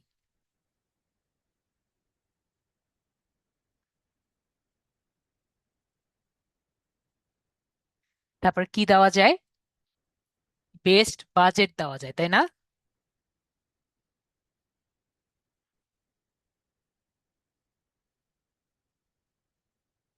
তাহলে best budget gaming monitor price. তো দেখতে পাচ্ছি এখানে অনেকগুলো আছে, রেজাল্ট আসছে আর কি ওই টাইপের।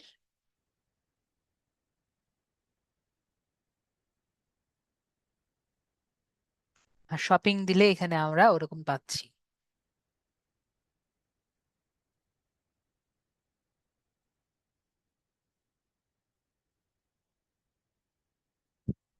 আরেকটা ইউজ করতে পারি, ফ্লাওয়ার মনিটর দিলে কি হয় স্যার? দেখি তাহলে ফ্লাওয়ার মনিটর।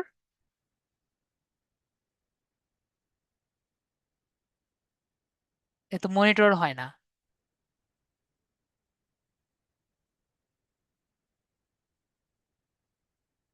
ফ্লাওয়ার মনিটর হয় না, স্টুডেন্ট ব্রাস্ট মনিটর দেখি।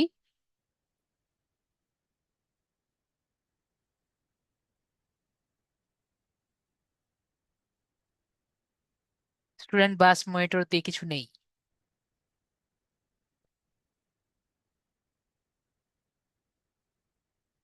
এখানে দেখেন শপিংও আসে নাই। তো এখানে কম্পিউটার মনিটর দেই, দেখতে পাচ্ছি শপিং এসেছে। তাহলে এটা আমরা রাখতে পারি। ঠিক আছে, এটা আমরা রাখলাম।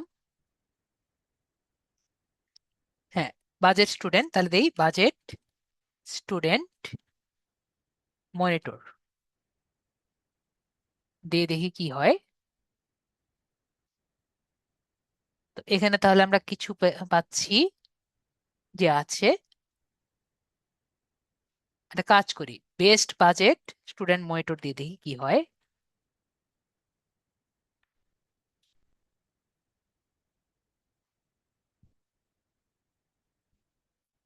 তো তাহলে আমরা এটা রাখলাম,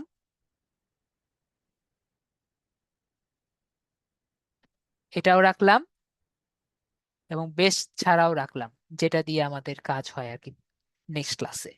তারপরে আমরা রাখলাম গেমিং মনিটর 4K।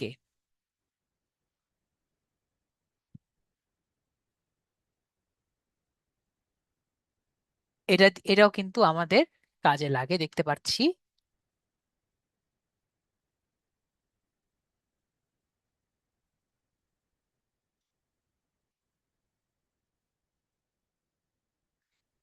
তারপরে আর কি দেওয়া যায়?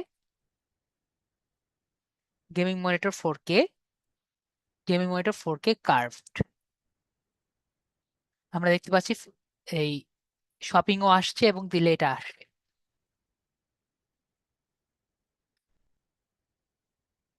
কনস্ট্রাকশন মনিটর না, আইপিএস মনিটর, কনস্ট্রাকশন মনিটর দিয়ে দেখি। শপিং আসছে না, কনস্ট্রাকশন মনিটর কোনো মনিটর না। আইপিএস মনিটর দেখি।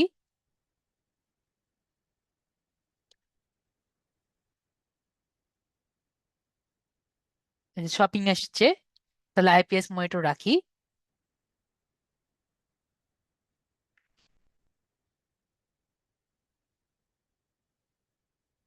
Gaming monitor ultra 4K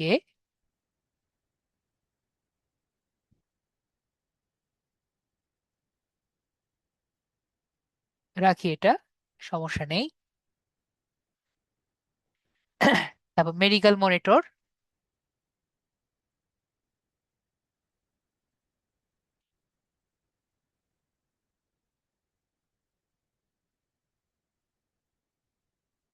medical monitor আছে, কিন্তু অত ভালো হবে না, তাও রেখে দিই।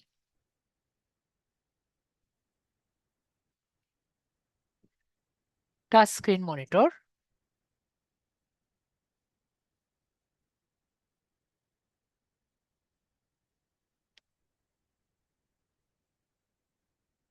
দেখতে পাচ্ছি টাচ স্ক্রিন মনিটরও কিন্তু আছে,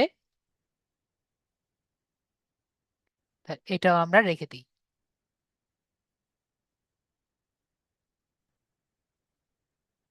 গেমিং মনিটর এইচডি প্লাস, ওটা তো গেমিং মনিটরেরই তো একটি পার্ট। ঠিক আছে, রেখে দিচ্ছি।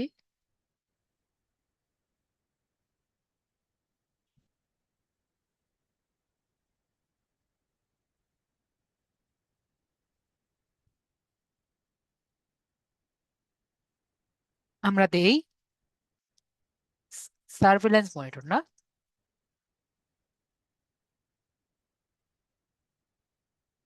তো এটা তাহলে এটা রেখে দিই।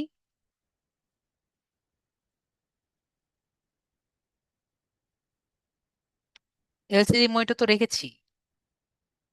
অ্যান্ড্রয়েড মনিটর আছে, অ্যান্ড্রয়েড মনিটর বলে তো কিছু নাই।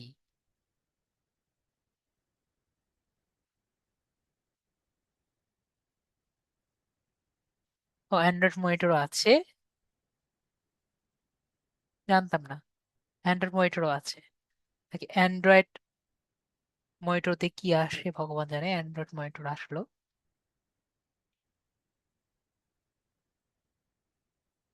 মনিটর বলতে এই যে আমাদের ডেস্কটপের মধ্যে যেটা আর কি বসে, সেটা মনিটর।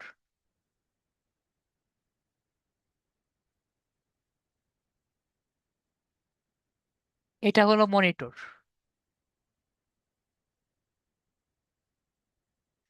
ঠিক আছে আপু।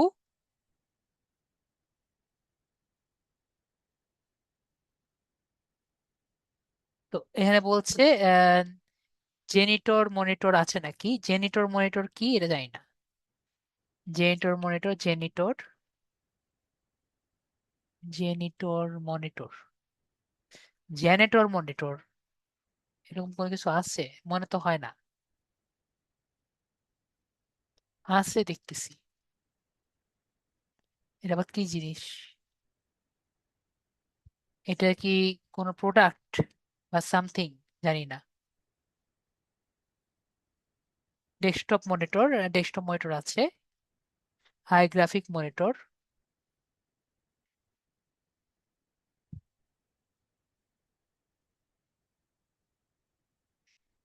ডেস্কটপ মনিটর থাকবে।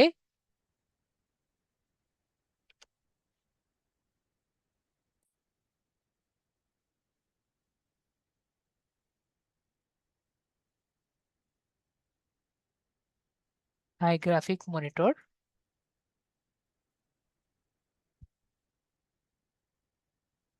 দেখলাম এটাও আমাদের রাখা যায়, রাখলাম। তারপর আর কি রাখা যায়, ধরি আমরা আল্ট্রা ওয়াইড মনিটর।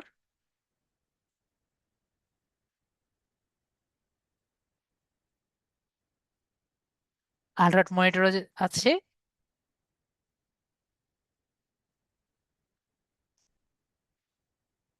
তারপরে আল্ট্রা ওয়াইড ওলেড মনিটরও আছে। কার্ভ ডিসপ্লে মনিটর, ঠিক আছে, কার্ভ ডিসপ্লে মনিটরও দিয়ে দেখি।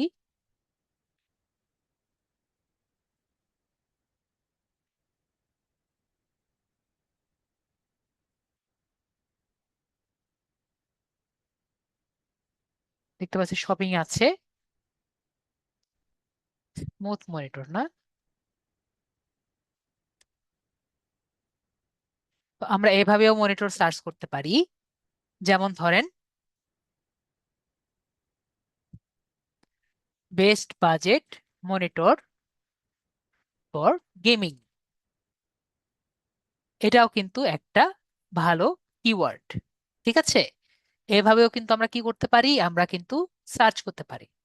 ঠিক আছে, best budget for gaming, best budget for studying, এভাবে কি করতে পারি, আমরা সার্চ করতে পারি। ওকে, দেখতে পাচ্ছি একটা ইন্টেনশন দিয়েও কি করতে পারি, আমরা সার্চ করতে পারি। ঠিক আছে, তো এখানে কিন্তু অলরেডি আমরা অনেকগুলো খুঁজেছি, অনেকগুলো আমরা বের করেছি।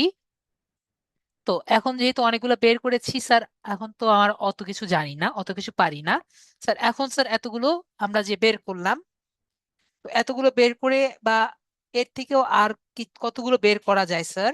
আমাদের তো এত মাথায় নাই স্যার, কি করা যায়? তো আমাদের যদি কোনো এক্সটেনশন থাকতো আমাদের জন্য বেটার হতো, তাই না? এটার কি কোনো এক্সটেনশন আছে স্যার? আছে আছে নাকি স্যার? টাচ মনিটর দেওয়া হয়েছে, তো এটার কি কোনো এক্সটেনশন আছে যেটা দিয়ে আমরা কাজটি করতে পারি? হ্যাঁ, এটার একটা এক্সটেনশন আছে যেটাতে আমরা কাজ করতে পারি। তো এটা দিয়ে কি এক্সটেনশন আছে? এই এক্সটেনশনের নাম হলো কিওয়ার্ড সার্ফারার। ঠিক আছে, কিওয়ার্ড সার্ফারার দিব। এরপরে আমরা কি করব, এটাকে আমরা অ্যাড টু ক্লোমে ক্লিক করে অ্যাড এক্সটেনশনে ক্লিক করে দিব। তাহলে এটা আমাদের কি হবে, আমাদের এখানে ইনস্টল হয়ে যাবে। ঠিক আছে,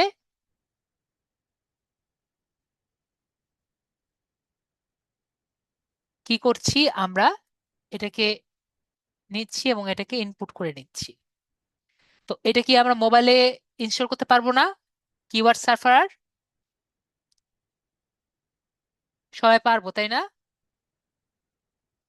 নেক্সট বিষয়টি হলো, এটা কি আমরা জানি যে এক্সটেনশন কিন্তু আবার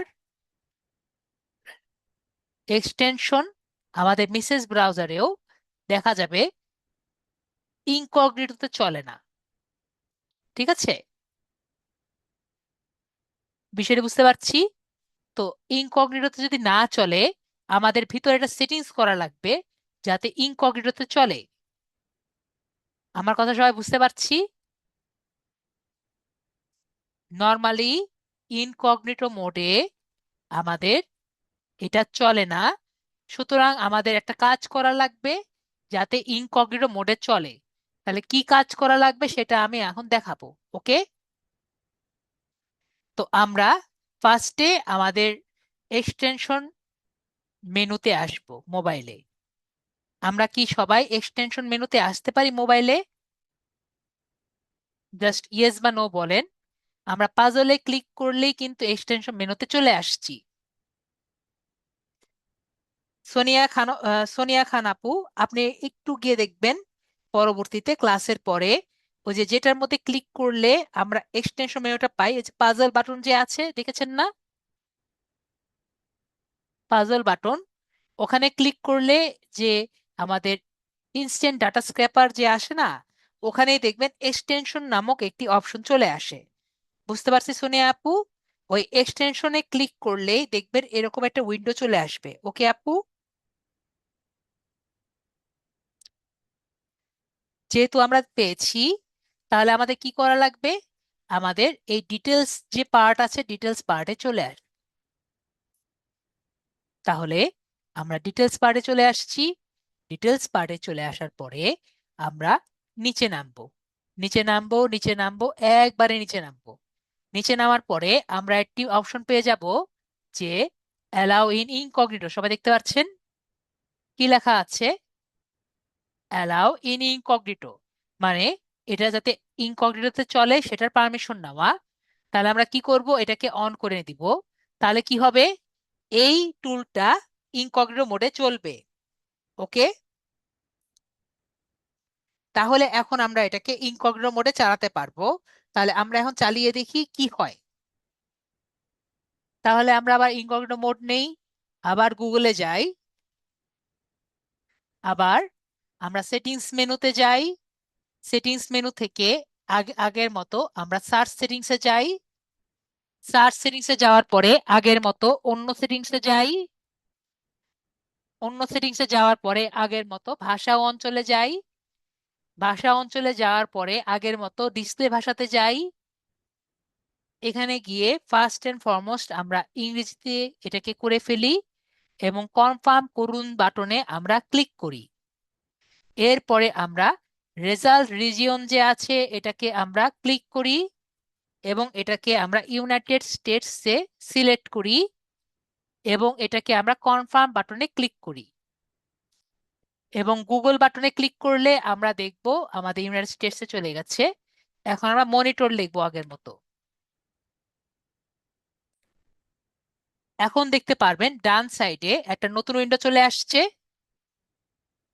দেখতে পাচ্ছি।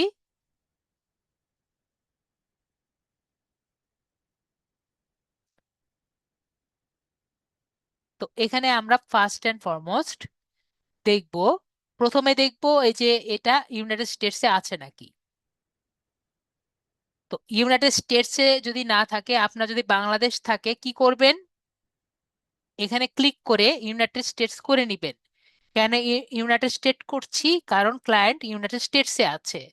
যদি বাংলাদেশে থাকে তাহলে বাংলাদেশ থেকে ইউনাইটেড স্টেটস করে নিব, না হলে এখানে যা আছে তাই থাকবে। ঠিক আছে, তো এখান থেকে আমি 10 করে নেই বা 20 করে নেই, তাহলে 20টা দেখা যাবে।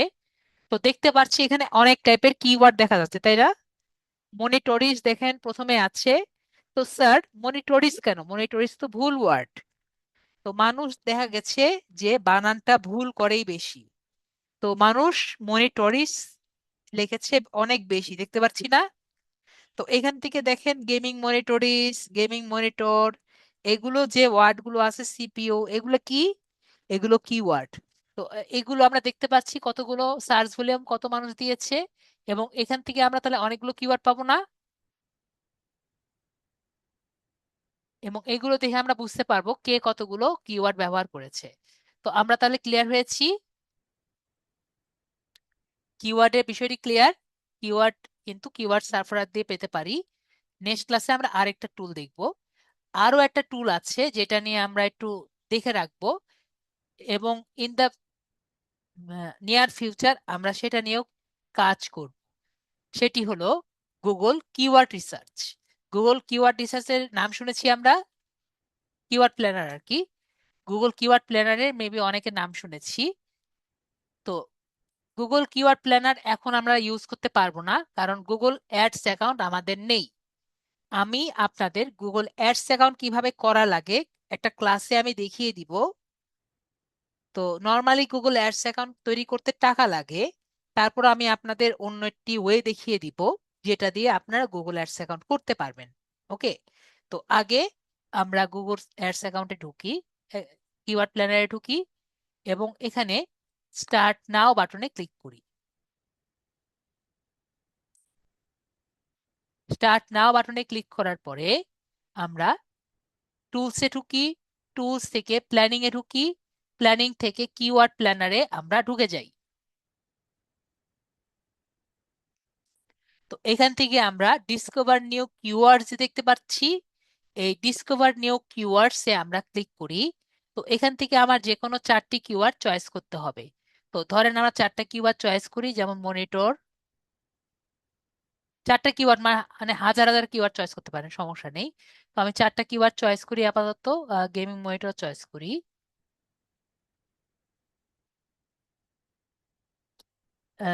কিওয়ার্ড প্ল্যানার কি করে? কিওয়ার্ড প্ল্যানার যেটা করে, যে এই পর্যন্ত যা যা কিওয়ার্ড আছে এই টাইপের কিওয়ার্ড কিন্তু সে আর কি নিয়ে আসে। ওকে।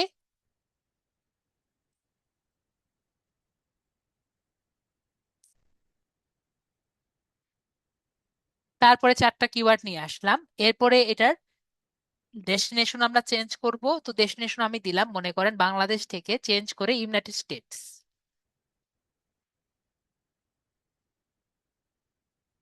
তারপরে সেভ করে দিলাম। এখন যদি আমরা এমন কোনো ওয়েবসাইটকে আমরা বাদ দিতে চাই, সেটা আমরা এখানে সিলেক্ট করব। মনে করেন আপনি অ্যামাজনকে বাদ দিতে চান, তাহলে আপনি অ্যামাজনের ওয়েবসাইটটি এখানে দিয়ে দিবেন, তাহলে সে অ্যামাজন থেকে কোনো কিওয়ার্ড চয়েস করবে না। আবার আপনি যদি আপনি মনে করেন এখানে অ্যামাজনের নামটি অ্যাড করবেন, তাহলে আপনি এখান থেকে অ্যাড করতে পারেন। তাহলে অ্যামাজন থেকে সে ডাটাটি স্ক্র্যাপিং করা শুরু করবে। বিষয়টি আমরা বুঝতে পারছি। একটা হলো যে সে ডাটা শুরু করবে, আরটি হলো সে শেষ করবে আর কি, ঠিক আছে। বাদ দিবে, আরটি হলো ডাটা নিয়ে নিবে। যদি এগুলো সবকিছু মানে ক্লিয়ার থাকে, আমরা গেট রেজাল্টসে ক্লিক করব। তাহলে সে আ- যতগুলো ডাটা আছে, মানে এই 4টি কিওয়ার্ড দিয়ে যত মানুষ সার্চ করেছে, সবই সে আপনার সামনে তুলে ধরবে। তো এটা দেখে আমরা কিভাবে বেটার কিওয়ার্ড খুঁজে পেতে পারি?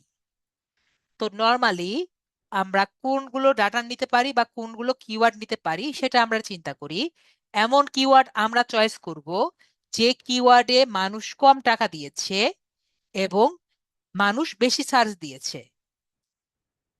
আমার কথা সবাই ক্লিয়ারলি বুঝতে পারছি? মানুষ কম টাকা দিয়েছে, আবার মানুষ বেশি সার্চ দিয়েছে। সেটা স্যার আমরা কিভাবে বুঝবো? আমরা যদি এখানে দেখি যে দেখা যাচ্ছে যে বিট দেখা যায় যে কম টাকা এখানে কত দেওয়া আছে এবং হাই রেঞ্জ কত দেওয়া আছে। যেমন এখানে দেখেন গেমিং মনিটর।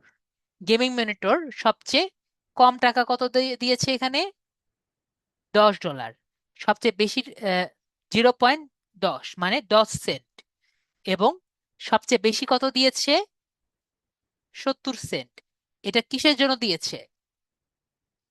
মৌসুমী আপু, বুঝতে পারছেন কিসের জন্য দিয়েছে? এটা গুগল অ্যাডস এর জন্য দিয়েছে, তাই না?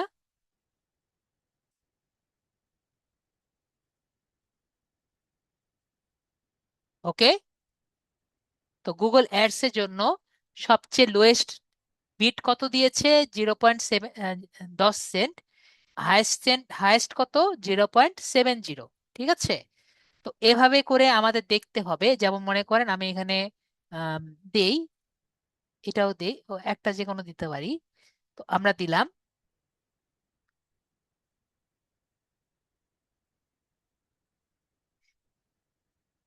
হ্যাঁ, টাকা কম, কম্পিটিশন কম। ঠিক আছে, এটা খুঁজতে হবে।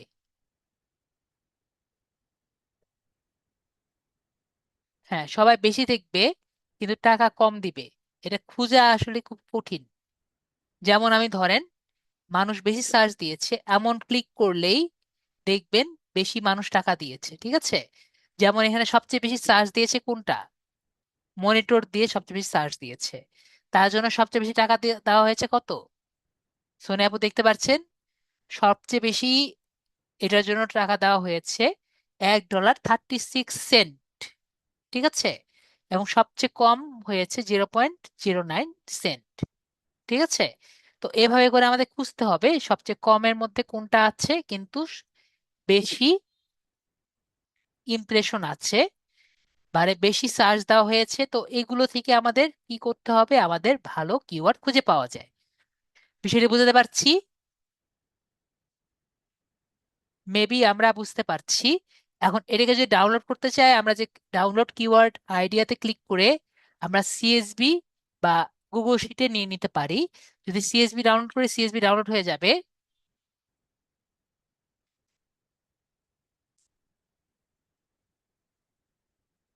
এবং এটাকে আমরা গুগল শিটে ট্রান্সফার করি। তো 9 ডটস থেকে আমরা শিটসে নেই, গুগল একটা ব্ল্যাঙ্ক শিট নেই, ফাইলে ক্লিক করি, ইম্পোর্ট বাটনে ক্লিক করি, আপলোড বাটনে ক্লিক করি, এবং নতুন একটা ফাইল নিয়ে আমরা ওখানে ক্লিক করি।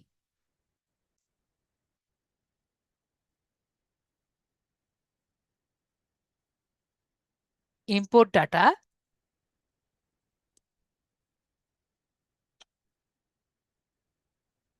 দেখতে পাচ্ছি সবই চলে আসছে,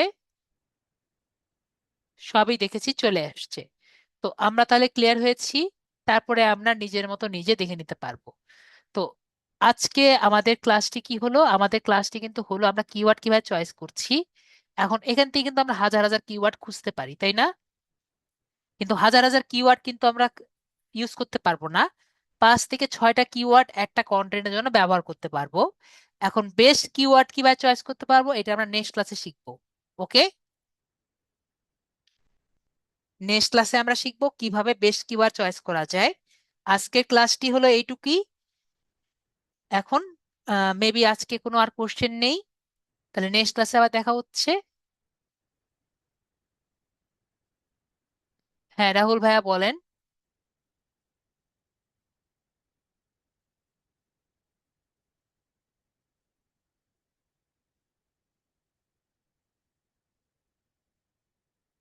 রাহুল ভাইয়া আনমিট করেছি। ক্লাসে কেন ঢুকতে পারবেন না? বুঝি না কেন ঢুকতে পারবেন না।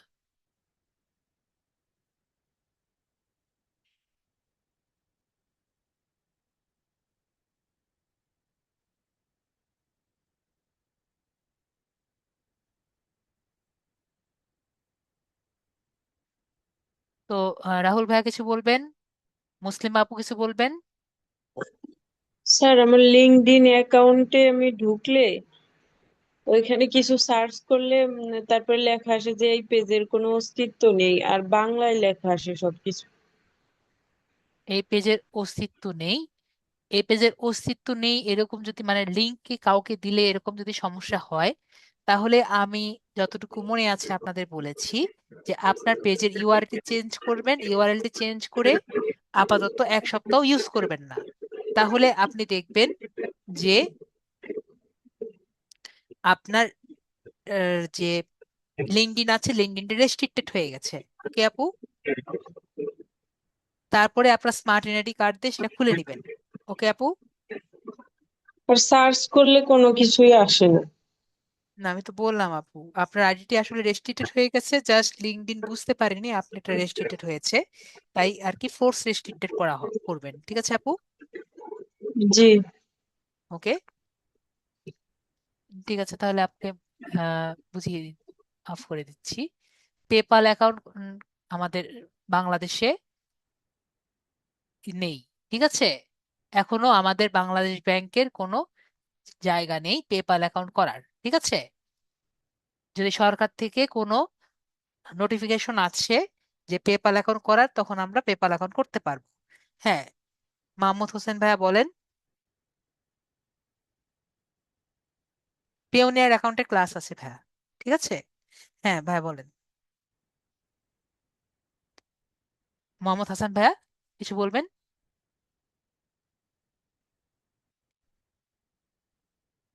ওকে, আপনার 2টা আছে তো, নেন। আনমিউট করে দিয়েছি, আবার আনমিউট করেছি। আসসালামু আলাইকুম। হ্যাঁ, ওয়ালাইকুম আসসালাম, বলেন।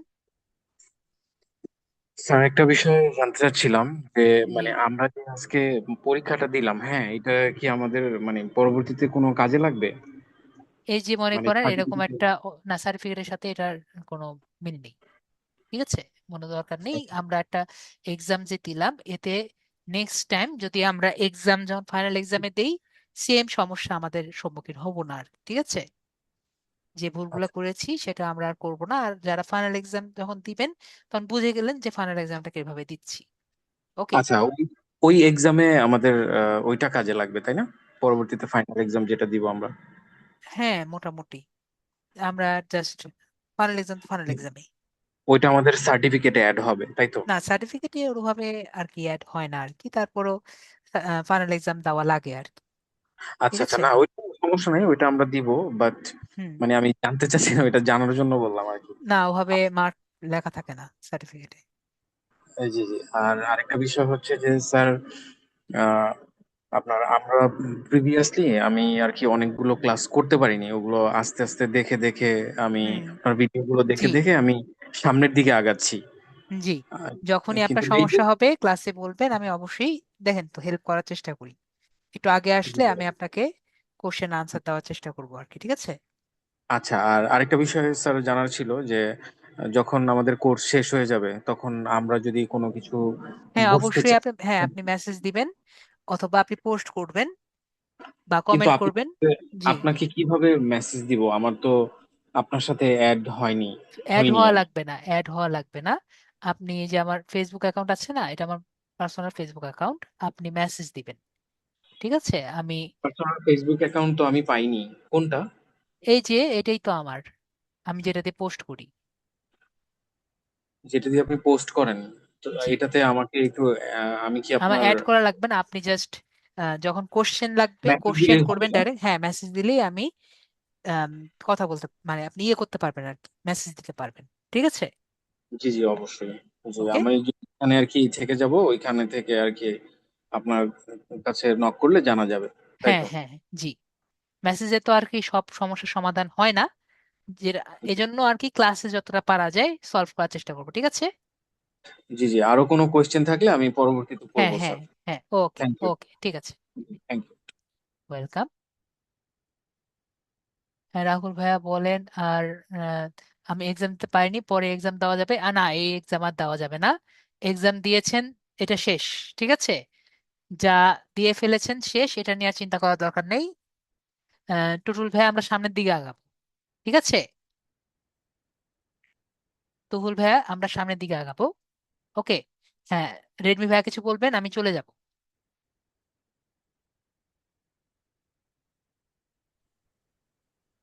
তো আসসালামু আলাইকুম স্যার। জি জি ভাইয়া বলেন। স্যার শুনতে পাচ্ছেন স্যার? জি জি, শুনতে পারছি, বলেন। স্যার এর এর এর মাঝখানে কি আরো কোনো এক্সাম আছে না স্যার? এইটাই শেষ স্যার? না না, ফাইনাল এক্সাম আছে। ওকে। স্যার ওকে স্যার, আসসালামু ঠিক আলাইকুম। আছে। ঠিক আছে তাহলে। ওকে, ভাইয়াকে মিউট করে দিচ্ছি যেহেতু সবার কোশ্চেনটা পেয়ে গেছি। ওকে। তো সবাই, ফাইনাল এক্সাম কবে? আমাদের কোর্স শেষ হোক, ঠিক আছে, তারপরে ফাইনাল এক্সাম। আগে কোর্স শেষ করেন ভালো মতো।